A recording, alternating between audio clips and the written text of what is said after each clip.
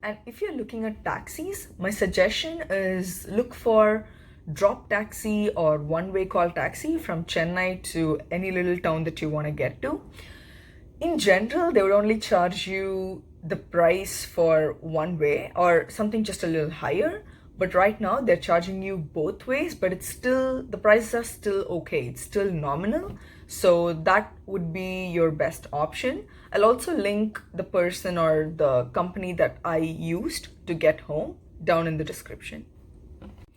So before you book the car, there are a few things that you can ask them and confirm.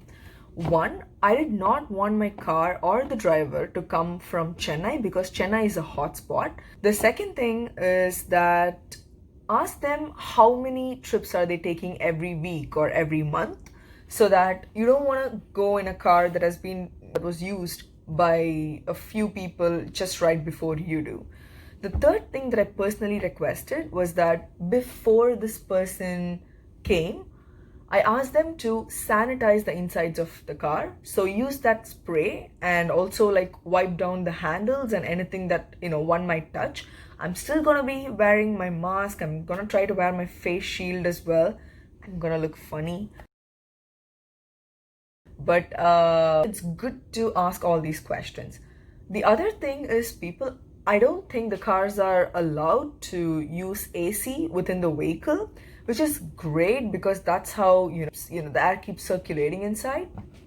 So it's great that AC isn't allowed. So try not to make a special request for AC because that's not safe for you or the person who is driving you. And even if they provide such an option, try to avoid that. I think every Sunday there is a total lockdown, which means you could have an ePass, but you're still not supposed to travel, and the drivers could get in trouble, or you could get in trouble if you get delayed and if it's after midnight. So try to avoid that, or talk to the person who's taking you there and clarify all of these things with them.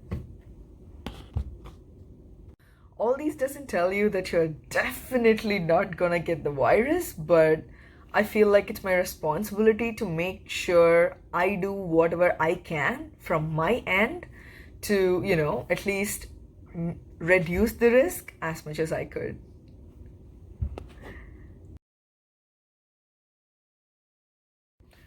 Hotel checkouts. So at Taj, I was told that the checkout time was 12 p.m.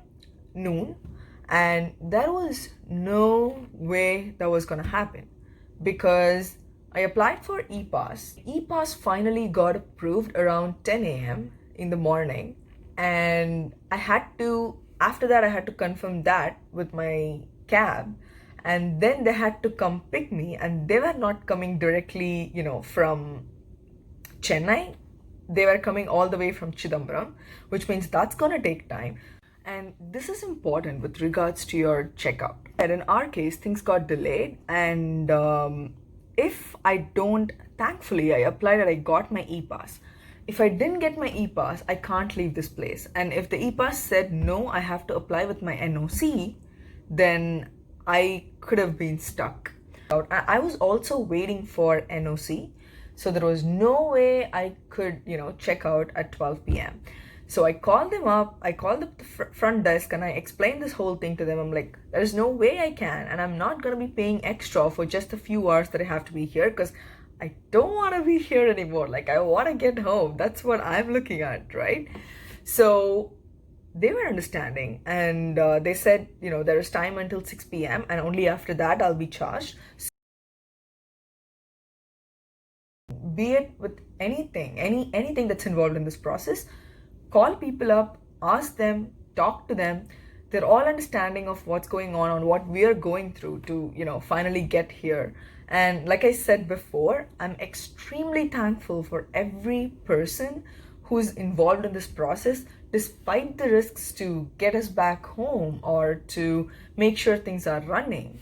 And be it police officers or people working in the hotels, people who are driving cabs at times like this. Thank you to every one of you.